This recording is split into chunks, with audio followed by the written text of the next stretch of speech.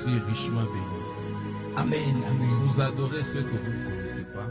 Et l'heure est déjà venue où les vrais adoreront le Père en esprit et en vérité. Mais en réalité, quand la femme a reçu le message, vous allez constater ensemble avec moi, la femme n'a pas adoré directement, mais la femme est allée évangéliser. Comment vous allez m'expliquer ça? Oui, parce que quand la femme a écouté le message, directement l'attitude de la femme. Ok. Parce que l'adoration aussi, c'est le cœur. Ok. L'attitude de la femme, et la femme est partie maintenant évangéliser. Le fait d'évangéliser, c'est pourquoi vous allez voir encore dans la Bible, c'était Abraham. Abraham, il a dit, il est parti adorer à la montagne avec son fils. En réalité, qu'est-ce que Abraham a appelé comme l'adoration? C'est le fait d'aller donner l'offrande. Donc on peut adorer Dieu en lui donnant l'offrande. La femme a écouté ce que Jésus-Christ lui a dit, et la femme est allée évangéliser. Il a aussi adoré Dieu. C'est sa manière d'adorer Dieu. Waouh, sa manière d'adorer Dieu. Abraham est allé offrir.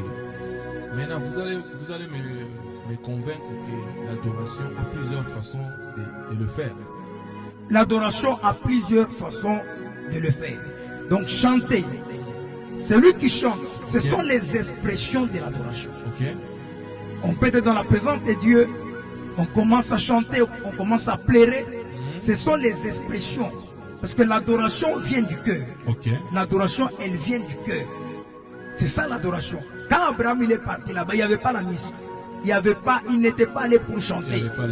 Il n'y avait même pas le fond. Mais il était allé à la montagne pour offrir. Donc c'est lui qui adore Dieu. Il peut offrir. C'est lui qui adore le Père. Et puis il faut voir une chose d'adorateur. On dit là-bas que les vrais adorateurs vont adorer le Père.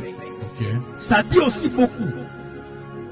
Donc on a dit ils vont adorer le Père. Donc tout le monde peut louer Dieu, mais tout le monde ne peut pas adorer le Père. Très important. C'est pourquoi la Bible dit car tous nous respirons, nous devons faire quoi? Donc louer le Seigneur. Tous ceux qui respirent louent le Seigneur. Donc tout le monde peut louer le Seigneur, mais tout le monde ne peut pas adorer.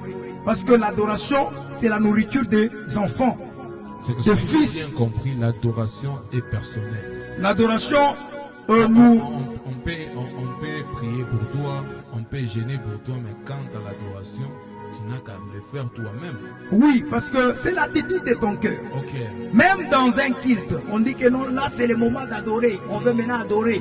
C'est pourquoi tu vas voir, il y a des gens qui se concentrent là-bas. L'adoration, c'est une vie. C'est une vie qui est personnelle. C'est l'attitude de ton cœur. Donc on doit adorer Dieu à tout moment. Pas seulement, ce n'est pas un moment d'adoration. On doit adorer Dieu à tout moment.